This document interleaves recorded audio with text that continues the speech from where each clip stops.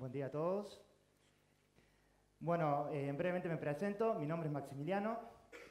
Soy estudiante avanzado de Relaciones Internacionales. Cuando pensaba un poco el tema de la charla, hay dos áreas, como bien dijeron los chicos, que a mí me apasionan mucho, que son la seguridad internacional y las cuestiones relacionadas al medio ambiente. Creo que ambas dos son áreas que están en muchas carreras, están presentes, que están vinculadas a muchas cuestiones cotidianas de nuestra vida diaria. Así que se me ocurrió, ¿por qué no encontrar una forma de que pueda vincular ambas dos? Me puse a averiguar, digamos, si había algún punto donde la seguridad internacional y las cuestiones relacionadas al medio ambiente se vincularan. Upa, ya empezamos mal porque creo que apagué esto. Ahí está, bien. Primero, el nombre es la seguridad estúpido. Después, al final de la charla, le voy a decir por qué ese nombre. Para empezar, brevemente, ¿de qué voy a hablar? ¿Cómo va a estar estructurada la charla? Voy a hablar de las amenazas, voy a tratar de definir qué son las amenazas, voy a hablar de tipos de amenazas y voy a hablar de lo que es la seguridad ambiental, específicamente. Primero, las amenazas son construidas. Quiero partir con esta frase. ¿A qué me refiero? Vamos a ir con un ejemplo que probablemente se entienda mejor. Esta persona, por ejemplo. Imaginémonos, sábado, 3 de la mañana, pleno centro de Córdoba, caminando, solo. Si yo lo veo a este tipo, o le doy la billetera o salgo corriendo. Porque mi percepción, ¿cuál es? Me va a robar, probablemente. Ahora, cambiemos el contexto, cambiemos el lugar. Si yo a esta persona me la cruzo, no sé, en las leñas, esquiando, ¿qué voy a pensar? No, el pibe está esquiando, hacía frío, se puso la capucha y listo. Mi percepción cambió totalmente según el lugar y el tiempo y el espacio donde yo me encontraba. Veamos otro ejemplo para ver a qué me refiero. Esto, por ejemplo, un oso. Yo voy caminando por un bosque, de pronto me cruzo este oso. Tranquilamente lo primero que uno va a hacer es sacarle la foto, capaz una selfie a alguno. Lo vas a querer ver, te vas a acercar.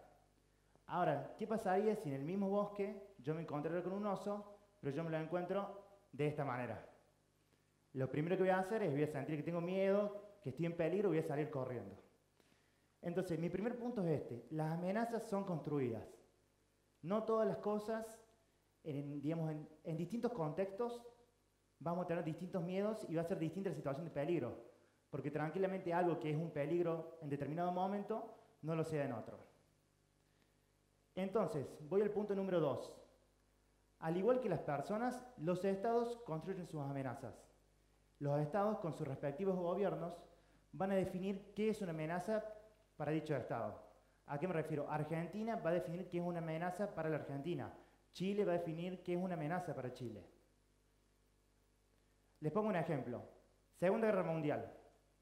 Rusia y Alemania se ponen de acuerdo, deciden repartirse Polonia, un acuerdo secreto obviamente, porque no lo habían dicho a ninguno de los otros estados.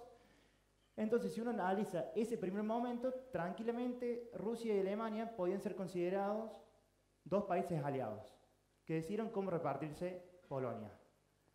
Sin embargo, al pasar de la guerra, Alemania invade Rusia. Más allá de que obviamente Alemania perdió, lo que ustedes quieran, Alemania invadió Rusia. En ese momento, la percepción cambió totalmente. Para Rusia, Alemania ya no era un aliado, era una amenaza real. Una amenaza real que estaba en Rusia invadiendo. Otro ejemplo para que vean. Japón y Estados Unidos. Segunda Guerra Mundial también. Japón ataca la base de Hawái de los Estados Unidos. Eso lleva a Estados Unidos a intervenir en la guerra. Y obviamente, bueno, el país norteamericano sale victorioso y Japón se rinde. Si ustedes se ponen a ver, después de la Segunda Guerra Mundial, Estados Unidos y Japón se transformaron en dos de los aliados más importantes. O sea, no sé si me entienden, pero vieron cómo la percepción va cambiando según la manera en que la vamos construyendo. Claramente, la percepción de Estados Unidos hacia Japón y viceversa durante la Segunda Guerra era muy distinta a esta percepción. Este es mi segundo punto, entonces. Al igual que las personas, los estados van a construir sus amenazas. El tercer punto que quiero plantear es como una diferencia, una clasificación entre las amenazas. Obviamente, bueno, según los distintos autores va a haber muchas diferencias, pero yo quiero plantear esta. Las viejas amenazas versus las nuevas amenazas. Viejas amenazas. como yo les digo, Primera Guerra Mundial, Segunda Guerra Mundial, todas las guerras que se daban a nivel estatal, a nivel por ahí entre dos países, entre varios, que implicaban generalmente, digamos, mucho desenvolvimiento en términos militares, pueden ser consideradas como viejas amenazas. Es decir, amenazas tradicionales donde lo que se ponía en juego era el territorio de un Estado y se ponía, digamos, la seguridad a nivel estatal. Eso era lo que estaba en juego. Nuevas amenazas. El terrorismo. El terrorismo es un fenómeno, digamos, que viene de hace muchos años, mucho antes que lo que pasó en las Torres Gemelas en el 2001. Sin embargo, el hito que marcó el 2001 fue una nueva forma de desarrollar el terrorismo. La nueva forma de organización de las células terroristas corresponde a algo que muchos autores consideran como nuevas amenazas. Otra nueva amenaza puede ser también el narcotráfico. Más allá de que, digamos, el tráfico de drogas ilícitas viene de hace mucho tiempo, en la actualidad la importancia que adquiere, incluso de llegar a influir en muchos países por el poder que tiene, tal es el caso, por ejemplo, de México y otros países de lo que es Medio Oriente, el narcotráfico se considera una nueva amenaza. Bueno, les voy a recordar mis puntos entonces. El primero es que las amenazas son construidas. El segundo es que los estados construyen sus propias amenazas. El tercero es la diferencia entre viejas amenazas y nuevas amenazas. Y ahora les presento este cuarto punto. Las amenazas no son solo del tipo militar. Por ahí siempre cuando uno piensa, digamos, en qué momento un país está en peligro o en qué momento, digamos, corre riesgo su seguridad, lo primero que pensamos es una invasión de un país a otro, se arma una guerra, algún conflicto armado. Sin embargo, las nuevas amenazas nos permiten comprender e interpretar que los conflictos no son únicamente del tipo militar. Por ejemplo, el caso de los refugiados. Todos conocen, digamos, la importancia que está adquiriendo esto para Europa, principalmente por las crisis de Siria y crisis de otros países africanos, que, bueno, muchas personas en busca de una mejor vida migran a Europa.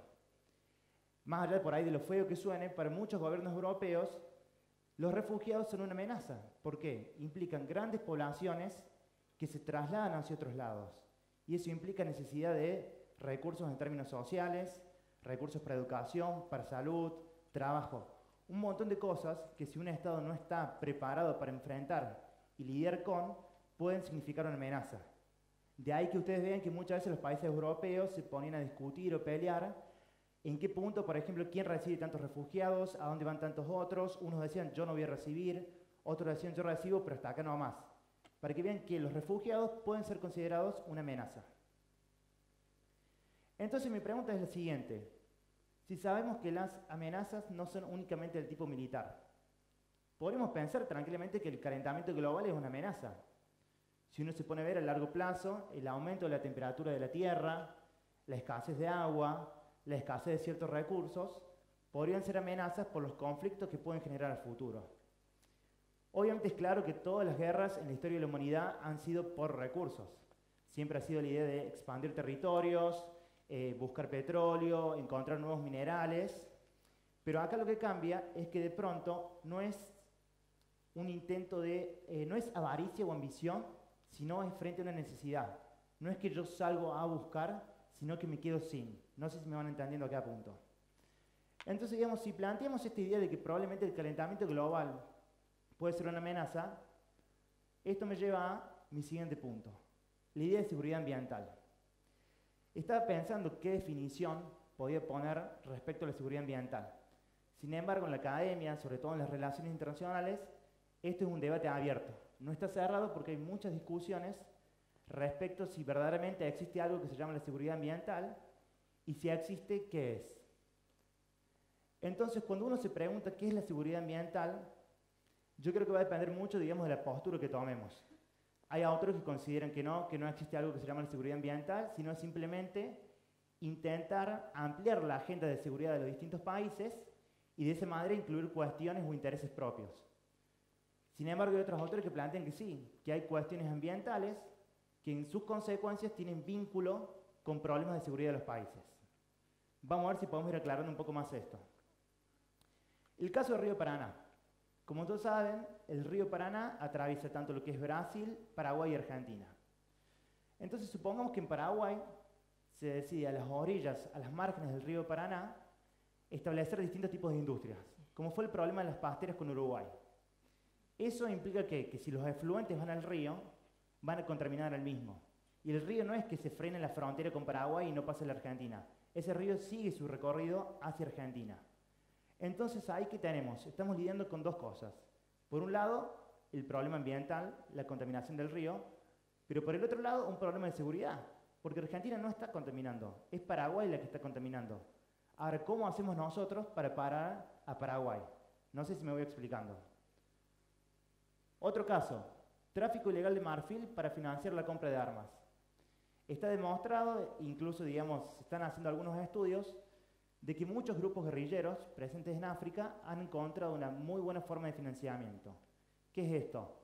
Matamos elefantes que están en peligro de extinción, con el tráfico de marfil, que en muchos países, en la gran mayoría es ilegal, pero en muchos lugares se sigue comprando, adquirimos grandes cantidades de dinero y con ese dinero que juntamos podemos financiar la compra de armas. Entonces, de nuevo, se nos presentan estos dos problemas. Por un lado, un problema ambiental. Se matan elefantes y eso acelera la extinción de la especie. Pero simultáneamente tenemos un problema de seguridad. ¿Por qué? Porque el objetivo no es eliminar al elefante, sino conseguir dinero en el mercado negro para financiar la compra de armas. Ese es un segundo ejemplo. Respecto un poco a las conclusiones, ¿qué podemos decir? En primer lado, hablar de seguridad ambiental es complicado. Sigue siendo un concepto ambiguo. Como les dije, hay muchas discusiones respecto, digamos, si el término verdaderamente representa algo que es cierto o no lo es. Entonces, hay autores que están en contra, ¿por qué? Porque piensan que la idea de seguridad ambiental puede producir la militarización de la agenda de desarrollo. ¿Qué es eso, por ejemplo? Supongamos que Estados Unidos diga, bueno, el Amazonas es una fuente muy importante de recursos y nosotros, Estados Unidos, lo queremos proteger porque nos preocupa el medio ambiente. ¿Quién nos asegura que en realidad eso no es una justificación para que el día de mañana Estados Unidos pueda intervenir en Brasil porque necesita recursos? Entonces ahí vean, digamos, qué problema se corre si de pronto esta idea ambiental de luchar contra el cambio climático y un montón de otras cuestiones se plantean desde un punto de vista militar. Lo que estaremos haciendo es ampliar la agenda de seguridad, buscar demilitarizar nuevas situaciones y eso le da, digamos, el aumento del poder a muchos países, principalmente a las potencias. Otro problema, la dificultad de establecer una clasificación seguridad-ambiente. ¿A qué me refiero con eso? El caso, por ejemplo, del tráfico de marfil, que es un problema de seguridad o un problema de ambiente. Porque por un lado estamos exterminando a los elefantes, pero simultáneamente por el otro lado tenemos un problema que hay grupos terroristas que logran comprar armas. Entonces es muy complicado querer separar, querer, digamos, definir esto es ambiental y esto es seguridad. Hay muchos puntos donde hay convergencia, donde se encuentran y entonces la distinción no es muy clara. La última conclusión es confundir los objetivos. ¿Cuál es mi objetivo? ¿Proteger el medio ambiente? ¿Alcanzar el desarrollo sustentable? ¿O mi objetivo es un objetivo de seguridad? En el caso, por ejemplo, del tráfico de marfil nuevamente, ¿mi objetivo cuál va a ser? ¿Salvar los elefantes? ¿O mi objetivo es evitar que los grupos terroristas compren armas para que cometan atentados terroristas posterior? Entonces, digamos, es complicado. Desde mi postura, yo creo que, digamos, el término sí existe, que verdaderamente hay algo que se denomina seguridad ambiental. Sin embargo, estos son algunos de los riesgos que corremos. Ahora, ¿por qué el nombre de la charla? Es la seguridad estúpido. Durante la campaña de Bill Clinton para ser presidente de Estados Unidos, él combatía con George Bush padre. George Bush padre tenía una imagen muy positiva, principalmente en cuestiones de política exterior.